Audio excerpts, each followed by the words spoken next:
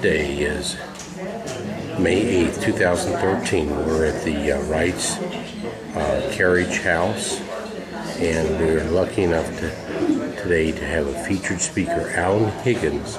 He's a director of architectural and cultural history, cultural resource analyst, incorporated, mid-century architecture in Evansville, Indiana, unnoticed modern mid-century architecture in Evansville, Indiana, 1945-1978. Going to do the Preservation Award for 2013 from the Preservation Alliance of Evansville, and we're also going to present the list of the 10 most endangered buildings in Evansville. First, we will begin with Alan Higgins. Alan is the Director of Architectural and Cultural History for Cultural Resource Analysts Incorporated, a full-service preservation firm here in Evansville. He has a BS and an MS in Historic Preservation. He's developed historic context for modern and recent past resources and has developed building typologies and terminology for modern resources, which have been adopted by agencies and surveyors throughout the country. He also sits on the Indiana Modern Committee of Indiana Landmarks, the statewide nonprofit, and has been involved with the Recent Past Preservation Network, a national nonprofit organization dedicated to promoting preservation of modern architectural resources since 2008. Since 2011, Alan has begun serving as president of this organization. Throughout the last several years, Alan has presented his work at numerous local, regional, and national conferences, including those of the National Trust for Historic Preservation and the National Association for Environmental Professionals. We are very pleased to present to you Unnoticed Modern, the Mid-City Architecture of Evansville, Indiana by Alan Higgins. Thank you, Matt. Thank you.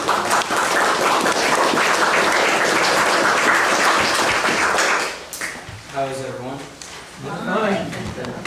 All right, thank you, Matt. Thank you, Dennis. Thank you, Wright's for having me here. I'm glad to be here talking about a new topic in architecture, something that really hasn't been looked at in Evansville. Most of our histories, that they cut off World War II, somewhere shortly thereafter. We get footnotes for the post-war period about what happened in the 1950s, 60s, and 70s. Things that are remembered, but things that aren't necessarily brought within the larger context of what was happening in Evansville. The focus of tonight's talk is going to be on a project that I've been doing for the last year or so, which is really taking a look at what Evansville has for mid-century. How does that differ from other places in Indiana? How does that differ from other places within the tri-state? The goal of this project, it's not necessarily to convert a bunch of people to modern enthusiasts, but really just try to get people to look at things in a different way, things that maybe they pass by on the city streets and not really giving much attention to. So I've put a lot in the presentation tonight. It's probably too much to do within the allotted time, but I figured more was better than none, or less on the street somewhere that people haven't noticed. But rather it's in reference to the fact that, again, today, mid-century development and architecture really has been absent from the narratives of the city's history. It's been shadowed by the more rich legacy, perhaps, of the earlier periods from the 19th century and early 20th century. We see this again and again. We see it in historic text, photo collections, websites dedicated to the city's history. We get footnotes about what happened in the post-war period. We may get information on a particular business that was significant, but for the most part, the larger discussion of what was happening and the transitions that were occurring, particularly as they concern architecture, are absent from most of those narratives. Obviously, that's understandable. Evansville, has a strong collective of historic resources from previous periods. When we start to cut away at certain things, it gets a little bit troubling. In Evansville, particularly, it's a young city. When viewed in terms of architecture, while there are buildings dating to earlier years, for the most part, it's a city that's characterized by its 20th century architecture. Things like the pervasive bungalows and the commercial build-out that occurred. Obviously, interspersed within that are the more the earlier structures. At the other end is Evansville's more recent development, the 40s, 50s, 60s, and 70s. A period that follows along the city's continuum and evolution of heritage and architecture, a continuum that's important to the city's identity as a unique place to live, work, and play, and a continuum that, as I mentioned, has effectively not extended in our historical projects to date. You know, in a lot of communities where I've given presentations in the past or talked to people, you know, I think there's almost this fear of discussing modern architecture and what that ultimately means, as if, you know, if we suddenly start talking about these things as history, we're going to accept them as acceptable standards of what was happening in the 50s and 60s. Obviously, there were a lot of things that were not necessarily good in the 50s, 60s, 70s that were happening in suburban development. You know, we can have our discussions about that and urban renewal and things like that. You know, but behind all of that, there are some important things happening and some noteworthy things happening, and Evansville is included in that narrative.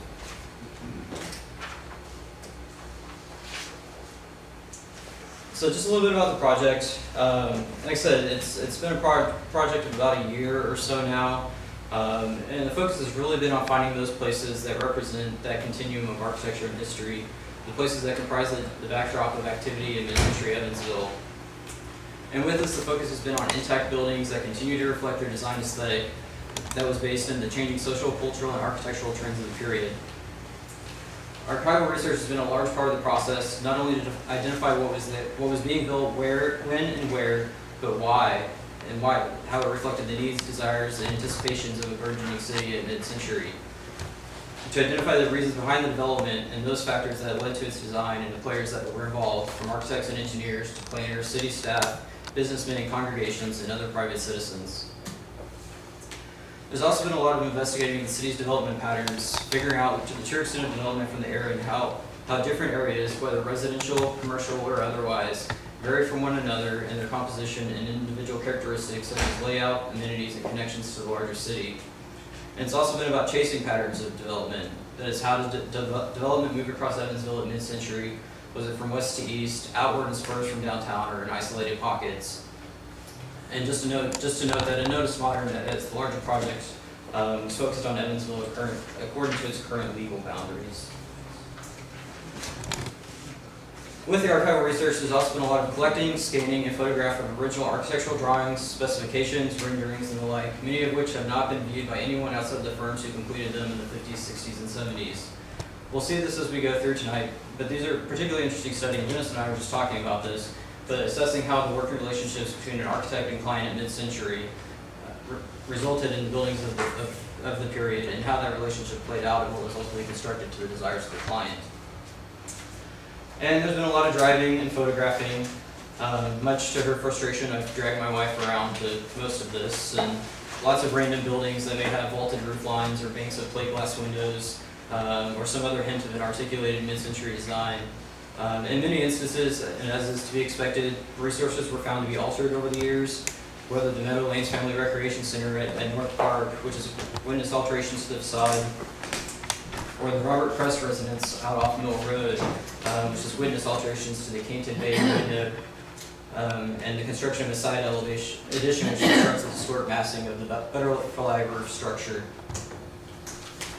And then there's been a lot of locating some really fantastic stuff in architectural archives, which was never built, or it just simply isn't there anymore. This one was a design study for Snyder Buick in downtown Evansville about 1960. In the end, there's been a lot that's been identified. Some of these are resources that we all know, they're readily noticeable on the landscape. The schools, churches, shopping venues, which we or our families may frequent. Some of them may not be so readily available, but they're removed from highly traveled routes, or they've simply been relegated to the background. On the screen is a very early version of the tracking system I use to monitor and coordinate my project, to maintain records of everything that's been identified and documented. Just a quick rundown. Once I've identified a resource in the field and determined that it has integrity, that it's basically intact, it's entered into a database that's linked to Google Maps. Each entry is then given a color-coded icon based on architect, and information on construction dates, architects, engineers, and other parties are added to the database. This has been cross-linked with newspaper articles, drawings, and historic and current photographs, so that in total it will present a comprehensive look at what mid-century Evansville was as reflected in the current building stock. Today, I've documented 156 resources for this Notice Modern project. Again, this only includes intact buildings. While there's been a lot of identified buildings that are all being photographed just simply for the sake of recording what's there, Only those that are intact and being fully documented through archival research are included in this 156 resource count. Of those resources, 52 are single-family residences, 39 are commercial properties, and 65 are broadly defined as community resources. This includes things like schools, churches, hospitals, and public resources, those buildings that are more or less built for the good of the community. And again, it's important to note that the focus is resources that are to some degree architecturally distinguished. While we're all familiar with the tract developments in mid-century, and those are certainly important to the understanding of what was happening. The focus of this was not on that or speculative construction, but it was really to try and get at a start of what some of the significant properties were for mid-century. And it's important to note that the study isn't complete yet. It's still a work in progress. Hopefully one of these days it'll be finished in between everything else going on. There's still buildings that need to be documented as time allows, and there's still mysteries to solve, properties to find out if they are there or they're not there anymore. Some properties are simply noted in archives as being in Evansville with no record of where they were constructed. Unfortunately, with the city not having expanded to incorporate most of the eastern area into the late 50s and 60s, a lot of these are absent from city directories, and so they're a little harder to track down. When finished, the project will be presented in a digital format that's freely available to the public. It will feature context on the development of architecture in Evansville from 1945 to 1978, and will feature original drawings, historic and current photographs of examples from throughout the city. While the details remain to be worked out, it's hoped that the document will be available through organizations like Indiana Landmarks. I've talked to them a little bit about including it on their website. Possibly maybe if they can connect up with the city's historic preservation division or something like that. The goal really is to get it out to the public, to present this narrative of history that's never been looked at before. And of course, if anybody's interested, I'm happy to provide a direct access when it is available. And just a quick note, there's the second piece to this, which isn't the focus of the presentation tonight, but there's going to be a second document that focuses on the work of the firm Hieronymus Knapp Gibbon, which was a prominent mid-century firm in Evansville. It's now BPS Architecture. The firm was responsible for the vast majority of what was happening in Evansville during the period, and they've been superbly kind in opening their archives to me, so that as a result of that, I'll be doing a second piece for them on the work of Hieronymus Knapp and Gibbon in Evansville and the surrounding area. So the big question, why do I spend all my time doing this? Again, it's not one of those topics that we see a lot of presentations on, particularly in places like Evansville. There's not a lot of people going out identifying, documenting, and seeking to include these things as part of our more recent history.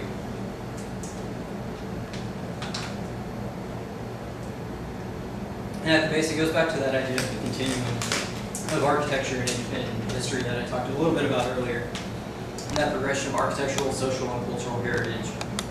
And I want to borrow two quotes in discussing the why of it all, which I think ultimately underlay the reasons we care about historic architecture altogether, regardless if we're talking about something from 1865 or 1965. First, from noted architectural historian Vincent Scully, architecture is a conversation between generations carried out across time. I think this underlays a central point in our understanding the idea of the continuum. That is, architecture is a physical dialogue between generations. Buildings, the way they're designed, the way they function, and their purpose are physical manifestations that reflect the social and cultural norms of the society at the time of their design. They become lasting reminders of past generations, and they illustrate the way that architects and society reacted to or against past generations in their architecture. Most importantly is the realization that this conversation is overtly public, that we're all a part of it. Most conversations on history occur within a textbook that we may or may not read. Architecture is something that we can't escape, no matter how hard we try. It's there. We all interact with it, whether we pass through it on our way somewhere, from going to a store, or if we go to work in a building. We all interact with it. We all define what that piece of architecture ultimately means. In that same vein is a statement by Mies van der Rohe, who's more or less the patron saint of modern architecture. And that is, architecture is the will of the epoch translated into space. Certainly there are underlying differences in the two quotes, those by Scully and Mies.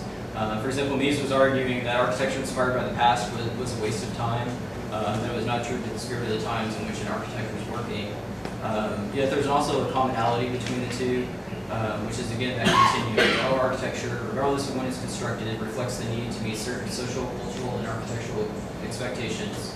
That architecture is an important statement on society at a particular point, and that viewed collectively, it illustrates patterns of change in societal norms, needs, feelings, hopes, anticipations, and priorities. And as mentioned from my perspective, it's something that we certainly should be arbitrarily cutting off in the early 20th century, or even in the post-war era.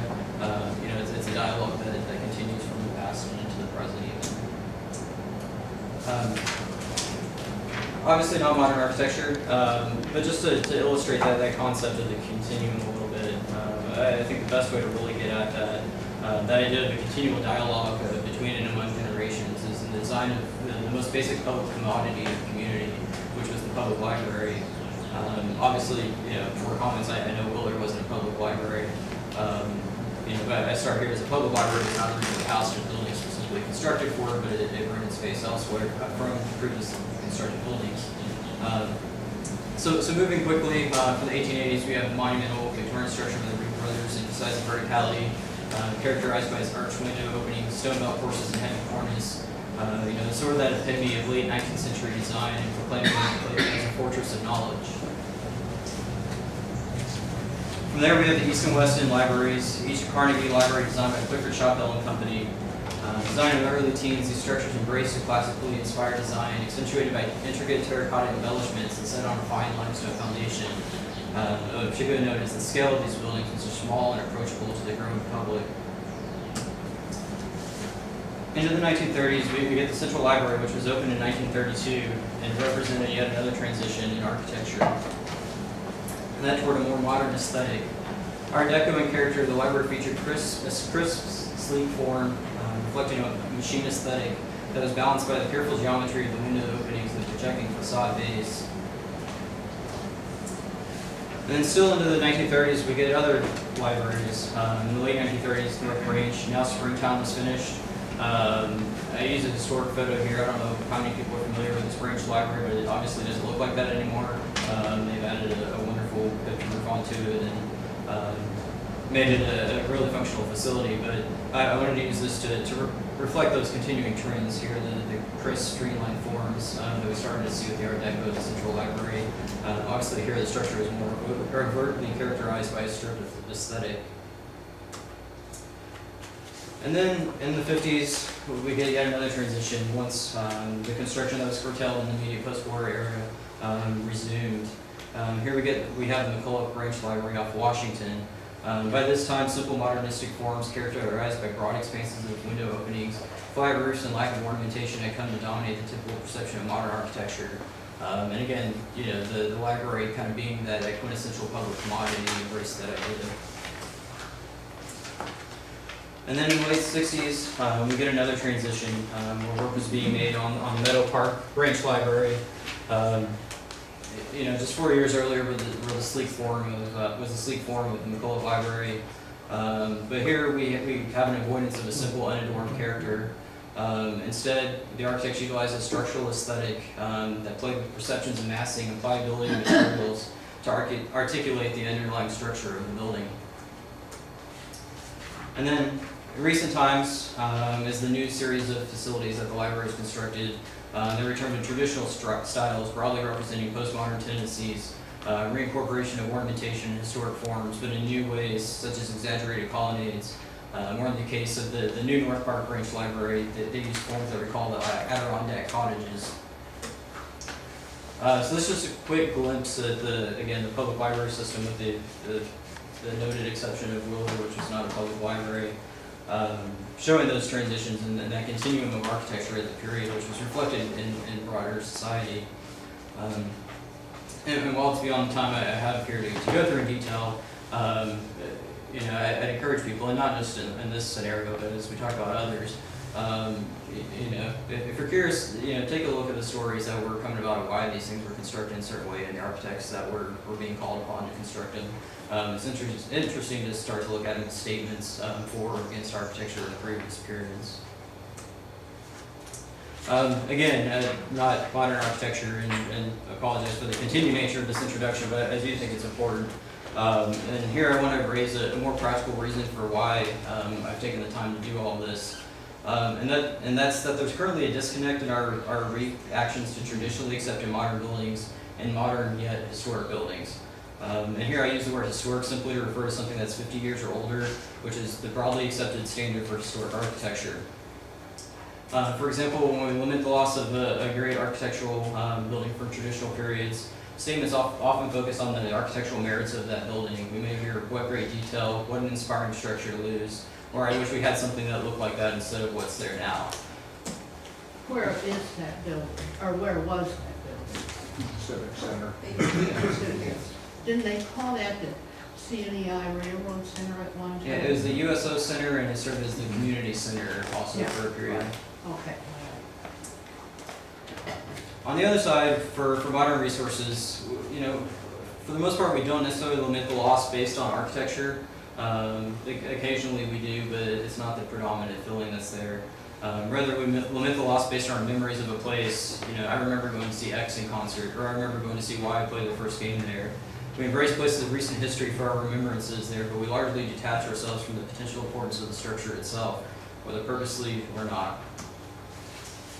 And that, and reflecting that plays out in, what people consider important. It's often not the modern resources that, an architectural historian or architect are going to tell you are significant. It's those places that you remember going that you've got a direct connection to. And I don't want to focus on this too much, and this is certainly outside of Evansville. And the purpose of this is not to replace the recognition of importance, personal experiences and our remembrances of them with some academic understanding. Rather, the purpose of a notice of honor is an attempt to marry the two, to bring together personal memories and recognition of important architectural resources that characterize our communities, to be preemptive in this process and be able to identify those places that are important on multiple levels to the continued identity of our communities.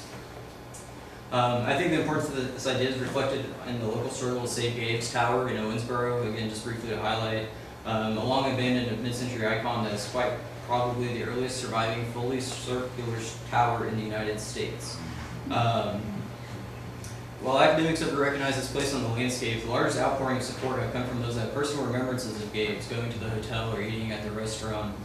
Last fall, the Save Gabe's initiative was introduced, of which I've been a part, and it was designed to bring together those personal remembrances and the recognition of the architectural significance into a concerted effort that seeks to see Gabe's preserved and reused as a catalyst for economic development. While I could continue on this course, and I think the importance of all this, and not necessarily again related strictly to modern architecture, but with all historic preservation, I think it's in finding that place where the remembrances of individual persons intersect with the story of the resource itself. So there's a new owner of that just in the last week. Yeah, they just announced that was purchased, and the public comment that's been put out there from the owner is that he does intend to renovate and potentially open it as a hotel again. Certainly hope that that's what's happened. I think it can serve as a beacon to that area. Are you speaking of Gabe's Tower? Yes, ma'am. Yes. And what will it be renovated to? That still remains. The present owner, they just announced it, the owner this week, who's of Levittown, Pennsylvania. And I guess the son was in town a couple weeks ago, and there has been some talk of possibly opening it as a hotel again in the future. But of course, there's a lot of things that have to happen. It's been ongoing for a while. Yeah, I know there's been a lot of foreclosure here, Yeah. talks and demolition talks about the city and things like that, and so, it'll be interesting to see, They where finally this. taped it. Yeah, so, now that Uh-huh. the process is, about making sure it's done right and making sure that it doesn't Mhm. lose its integrity, so, again, I think that kind of underlies, what we're talking about here, kind of being preemptive and seeing what Evansville has before we get to those points of something being potentially demolished. So on to, theoretically the good stuff, the stuff I enjoy, what I documented. As mentioned before, I've packed a little too much in here, so we'll fly through here pretty quickly probably, but certainly feel free to stop me if I'm going too fast. But really, it's again looking at the story of modern architecture in Evansville. How did it evolve? And not necessarily finding those significant, I guess in a traditional sense, those National Register eligible resources, certainly that's important, and I think that's a component of what needs to be done. But really, it's about seeing, you know, what do we still have? You know, is there anything good that's still there? Is it all, you know, I hate to say it, but is it junk? I mean, you know, it's just going out, seeing what's there, seeing what that story is. And I'll start early here.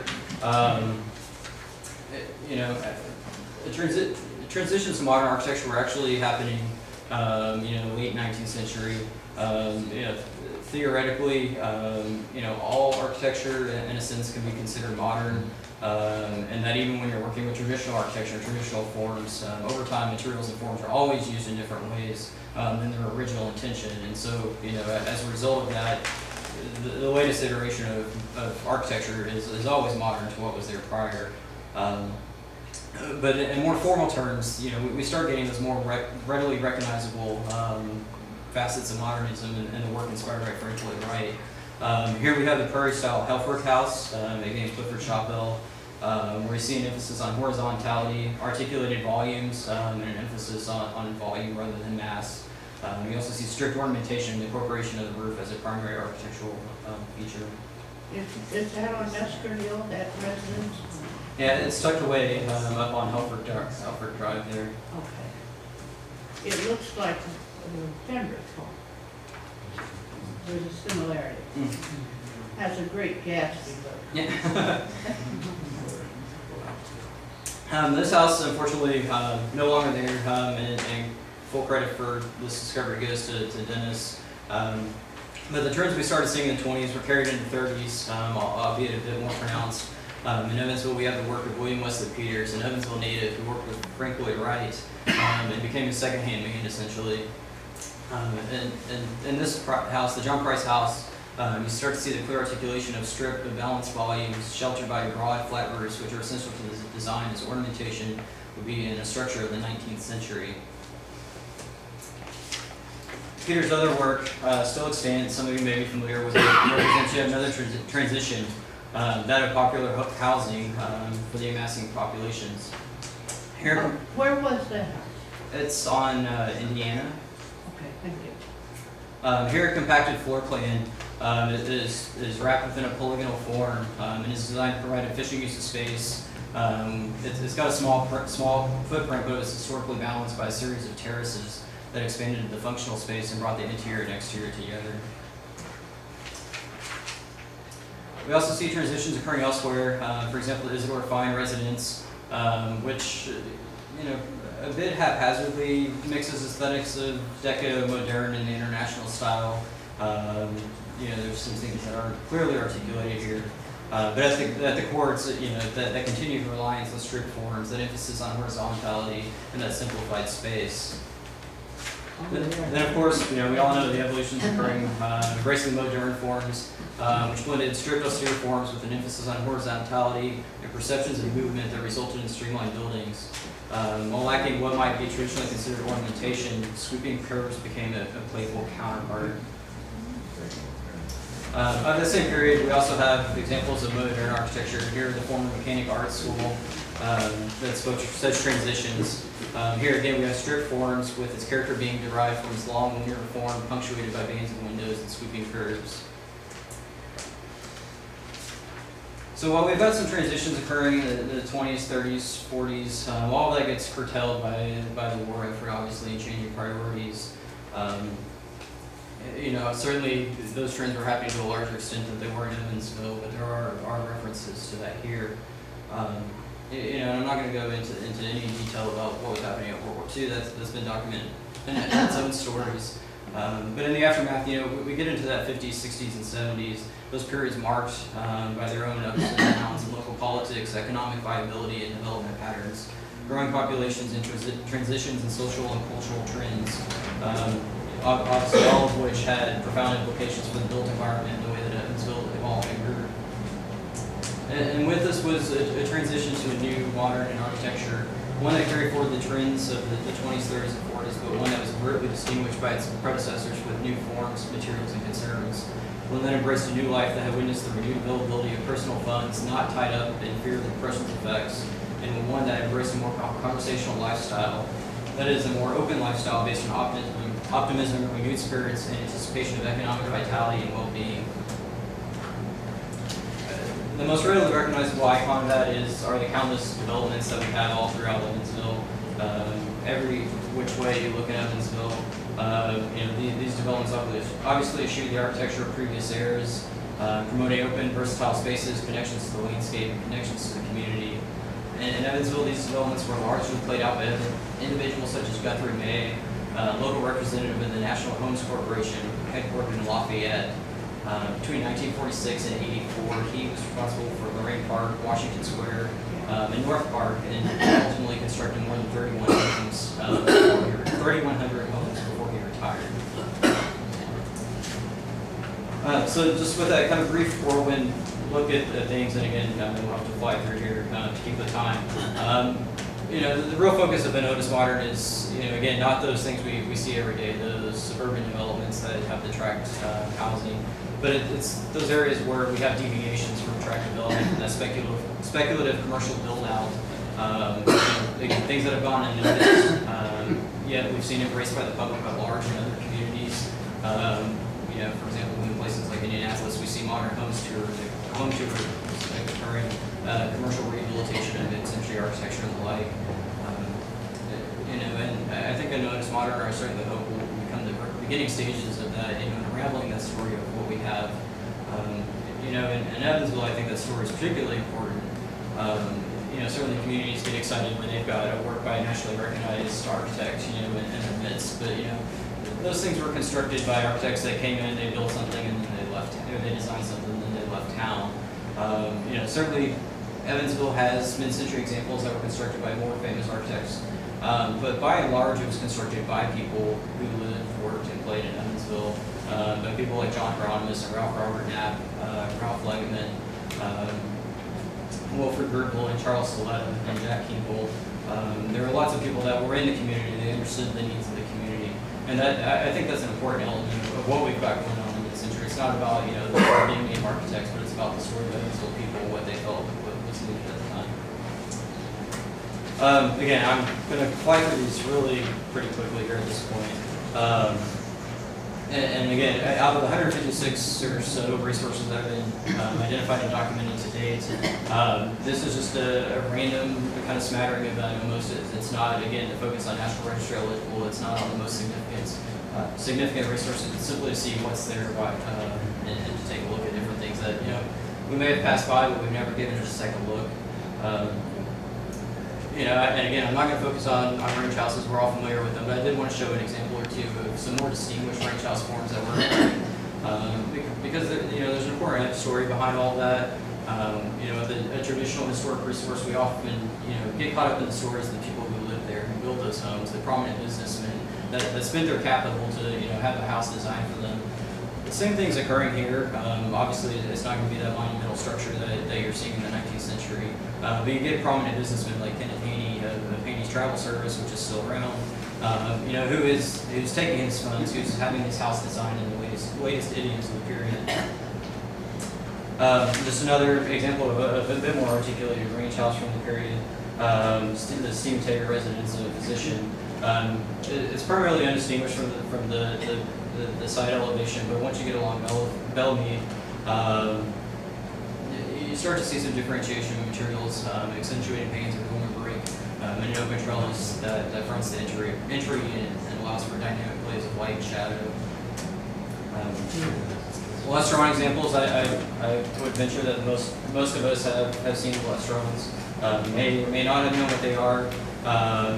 Early experimentations in prefabrication and manufactured housing. You had the National Homes Corporation that I talked about with Guthrie May, but you also had things like this where they were occurring throughout the country.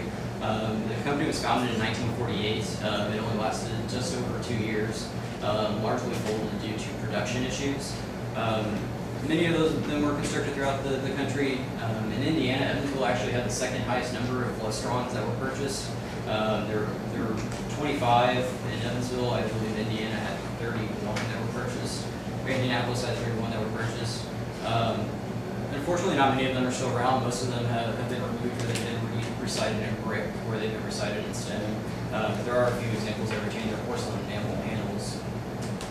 You also see other forms of prefabrication occurring in Evansville, or at least attempts. This one is certainly more rare. It's the Alcoa Carefree Home, which is one of only 24 constructed throughout the entire country. You know, the idea was to promote the use of aluminum in everyday homes, incorporate aluminum roof, 12 by 8 foot aluminum face wall panels, and was complemented on the interior with aluminum panels set against birch claddings.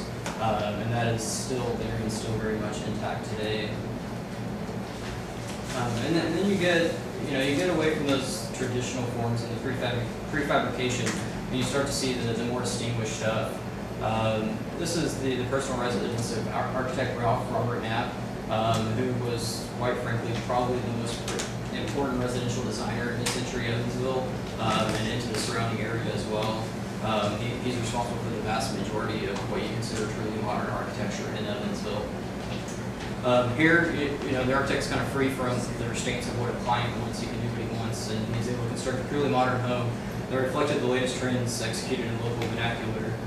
It's dominated by its long, linear form with exposed beams, a projecting roof structure, and walls are punctuated by bands of full-height plate glass windows, and it's adorned in local stone and vertical wood planking. That's a photo from its construction in 1952. As you can see, it's very well intact, perhaps a paint and color change, but otherwise intact. Where is that? This house is actually just outside of the city limits, over what you mentioned, a little farther than Mesker Park. You can see it from Diamond Avenue. Yeah, if you're paying If you attention, know the house. if you're paying attention, you'll notice it as you go back. During the summer, it's concealed pretty good by the foliage that's there. But it's again one of those things that if you're driving past not looking for things, it's going to go unnoticed. But it's certainly there if you're looking for it. He built the house for my parents, and he also built our funeral home ground. Oh, okay, sure. Which of course is traditional. Right. But we didn't want a modern building at that time. They weren't all Right. approved of. Sure. But he did a wonderful, wonderful job. Right. Yeah, and again, kind of the second piece of what this whole project's been is looking at the work of Ralph Bob Knapp and drawing on this. And like I said, I've been fortunate to really go through their archives, the drawings, specifications, and photographs from the period. And now it's all about tracking down what's still there, what's not still there. And but yeah, would certainly be interested in knowing if you know of residences of his. Yeah. I'd certainly be My interested. daughter lives in one of his houses on St. James, Okay. but it wouldn't be quickly recognized as one of his homes. Okay. It's two-story, but very handsome. Okay. Yeah, I'd love to find out more about it. I mean, to not be biased, I'm, a huge fan of his work, and like I said, I think he's probably the most important residential architect in Evansville at the time. Here we have another example. This was under the hand of Hieronymus Knapp Given when it was affirmed, but again, it was designed by Ralph Knapp. Here we get a bisected range form with split near the gable, the intersecting projecting shed roof mass. Most notably projecting flat roof for the carport, which shelters a sweeping driveway. Apologize for the pixelation, but an original photo following construction, just a good detailed shot of the brick supporting wall for the carport, which is characterized by a careful geometry protruding brick. There's still some things that are unknown. I can venture guesses at who did the architectural work based on some other things that were happening, but I haven't confirmed anything. This one's again on the east side. Here we're seeing it. We're back to those points of the influence of Frank Lloyd Wright and what was going on. You get coarse stone and punctuated by banded clear square windows, and again you get the incorporation of the roof as a primary architectural feature. Just another photo showing the articulation of the roof a little better and how it plays with the volume of the house. Another Knapp structure, again, not to focus solely on his work, but the domestic stuff is primarily his. This was William Bolger of Higgins. He was the business administrator at Clearview Hospital. Again, here you're seeing the influence of Wright, the incorporation of a flat roof line. But here, in combination with the flanking sidewalls, it creates the perception of a dramatic roof that extends nearly to grade, sheltering the bank of full windows that span the facade. And this is just a photo after construction showing the incorporation of landscape features. The potting areas are still around along the stone. Other unknown structures, again, it's likely Knapp's work. This was Charles Day residence. He was the president of the Evansville Concrete Company. Here you get a structure with Roman bricks that clad shed roof forms, punctuated by the dramatic chimney walls that pierce the roof. You get banded clear-story windows in private spaces such as the bedroom, which are complemented by larger picture windows in the public spaces such as the den and the living room. And then just one last example of domestic architecture in Evansville. This one was done by a Knapp partner, John Ferrandes, and his previous partner was Morris Terrence. Again, just another articulation of what was happening. Commercial architecture, there's a lot of things going on in the commercial ventures of the period. The primary thing behind it all is that businesses, industries, we're really trying to get away from the perceptions of the 1930s and 40s once people came out of the Depression. Business leaders were afraid that the public at large was going to start to associate the depressing times of the period with the businesses that were around. So they started embracing openness in their planning. They started incorporating elements that allowed for direct interaction between public and private. And then, still in the more typical traditional forms, you get some of these whimsical features, such as applied here at the Healy Corporation building. This one I included, for people that know this building on Fulton, it clearly doesn't look like that anymore. But it was originally one of my favorite buildings in town, so I included it here. It's now red and gray, I believe, which conceals the original brickwork and the tile work. But I did want to show it because it kind of gets at some of those whimsical things. Here you get these canted staggered leaning walls, which you're not going to notice if you're driving by quickly, but if you catch it in the right way, you start to see the play of shadows along the street there and the building face. That's really brought out, and then you get the colored spandrel walls that are inset within there. Certainly a shame that it's all been covered. I wanted to talk about this just quickly. We're all familiar with the shopping corridors, the malls, the shopping centers that were built. For the most part, they've all been modified, whether it's through the removal of signage or other such character-defining features, simply because businesses change, things happen, developers come in, and as such, unfortunately, there aren't a lot of corridors or centers that were intact to document. But I still took a look at it because I think the story is important that was occurring and how those corridors were designed. What were the priorities and how they were trying to attract their clientele. Anybody want to venture a guess what this was intended to be? Washington Square. So this was the original Knapp design for Washington Square, which clearly did not happen. You can also get things like the original Washington Square office building, which is personally I think a bit unfortunate. A very nice and dramatic kind of museum box that was there. This building was ultimately constructed in a somewhat similar fashion. This is the second iteration of it, which is a little bit closer to what you ultimately have. It's still not quite there, and that's obviously what is there today. One of only a couple that were originally designed. You get the variations from the original design, such as the white spandrel panels, which kind of give the impression that it's set upon a pedestal, and you also get the pavilion that was not part of that original streamlined box design. Other examples, Keller Pressing Company, can just fly through some of these quickly. Grubel and Saletta work. This is out by the Red Spot Paint and Varnish Factory once it was moved at mid-century. That was also designed by Grubel and Saletta.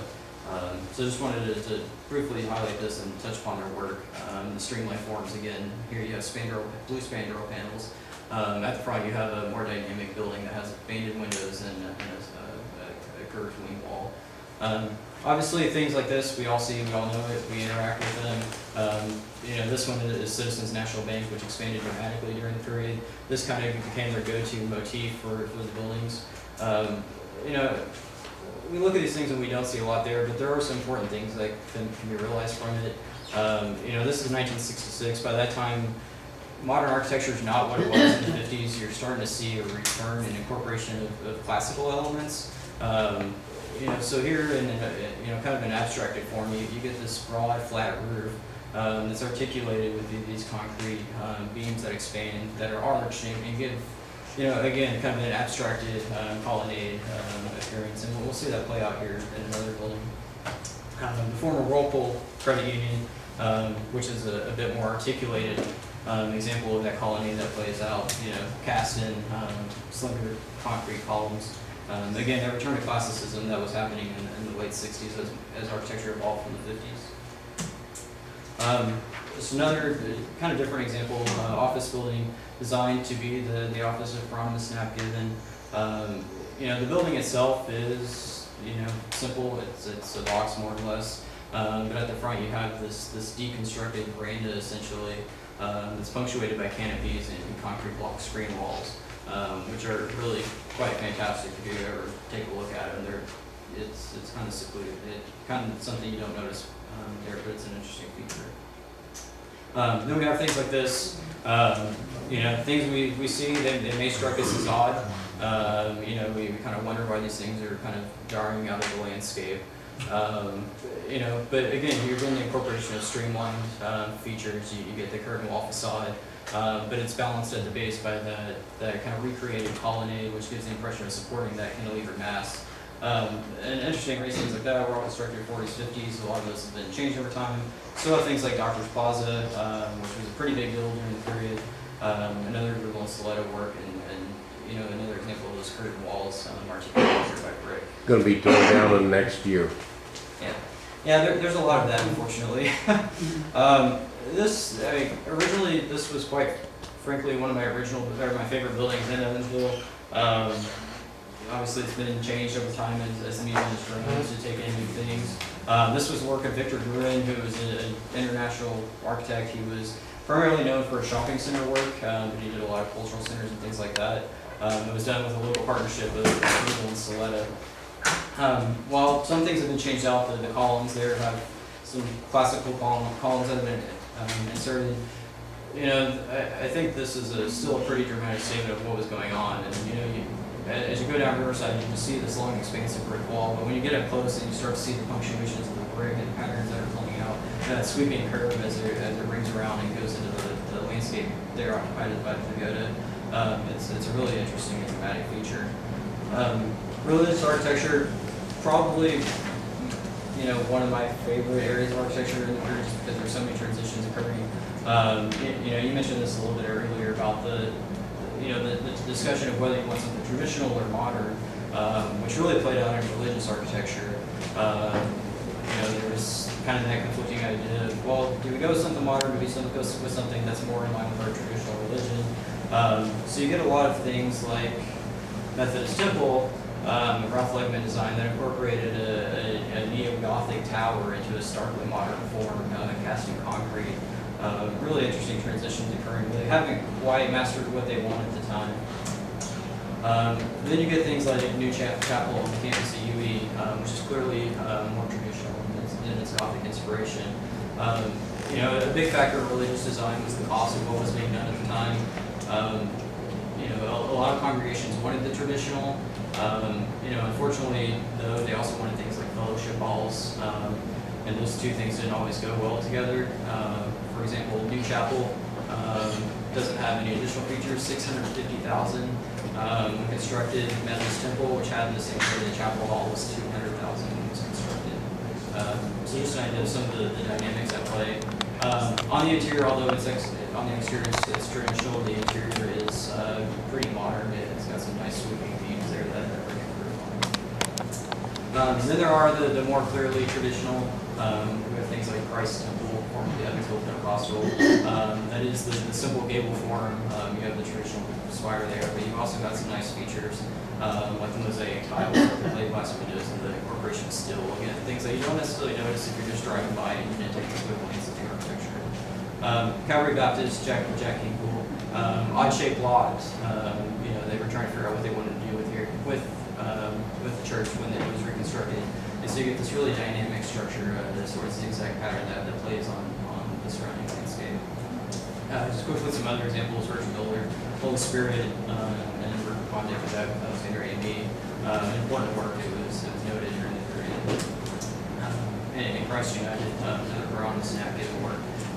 This one's interesting because of the iconography along the sweeping gable on there, and just a rendering of the structure and the school at the time, which is still very much intact.